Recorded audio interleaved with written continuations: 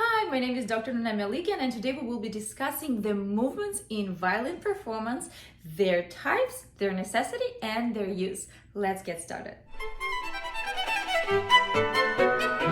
There are two types of movements we have, the essential and the expressive ones. So the essential ones would be, for example, cueing. Cueing is showing your collaborators, whether it is a pianist or your chamber group or the whole orchestra, when and how to start, and making sure that you're on the same page. The expressive movements could be your gesture, your facial expression when there's a contrast in the melody or a sudden change.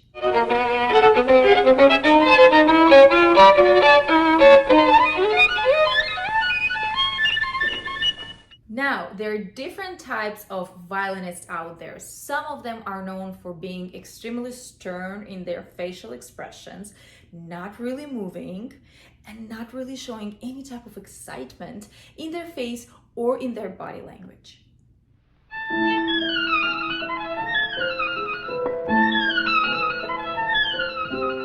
The other group of performers is known for being exuberant and extremely emotional and expressive in their gestures and in their movements.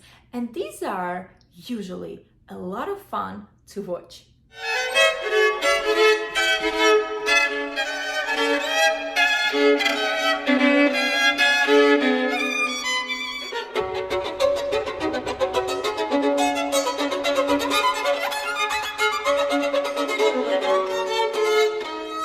I personally belong to the violinists who move a lot on the stage and are quite expressive when it comes to performing.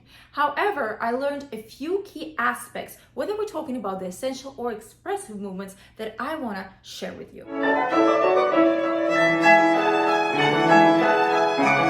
When it comes to clear cueing, we need to make sure that our gestures are aligned with the meter and the tempo of the piece we're playing. So let's take, for example, the E minor sonata by Mozart, and it's very scary beginning because you are playing together in unison with the pianist, and you have to make sure that you are in the same tempo, you're starting together and you're playing together.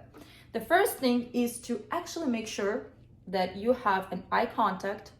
The second thing would be making sure that you're breathing short enough and in eighth note of the tempo you're about to take.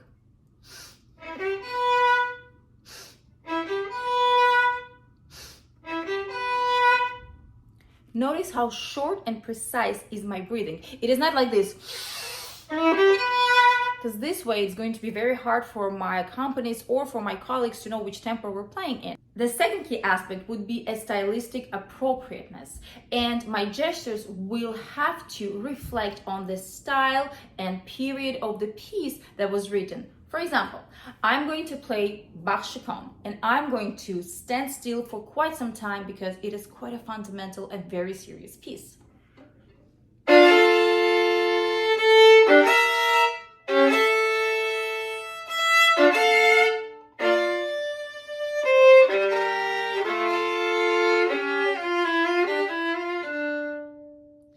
Also a chord technique, and I need all three strings available to me at any time, so I'm not going to move a lot. However, if I am to perform Introduction and Rondo Capriccioso by Camille Saint-Saëns, a French virtuoso piece, I will be much more free in my movements.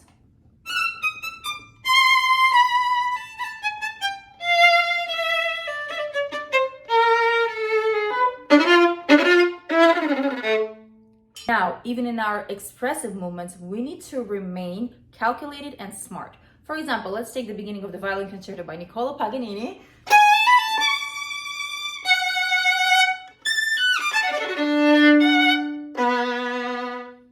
While I can move in the beginning,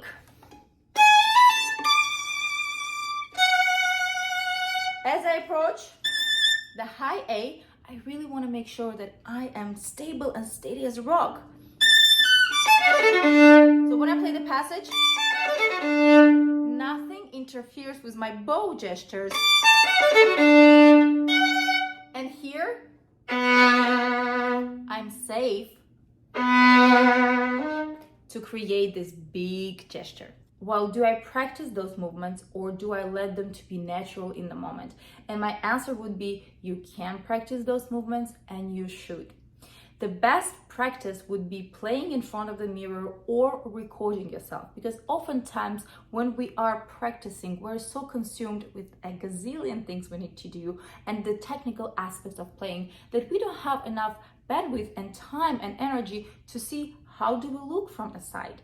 And the video recording or the mirror can be extremely helpful in that regard. And remember, whether it is the expressive or the essential gesture, it should never come from the place of tension, but should always come from the place of confidence and beauty. I hope that you found this video useful. Have a wonderful practice.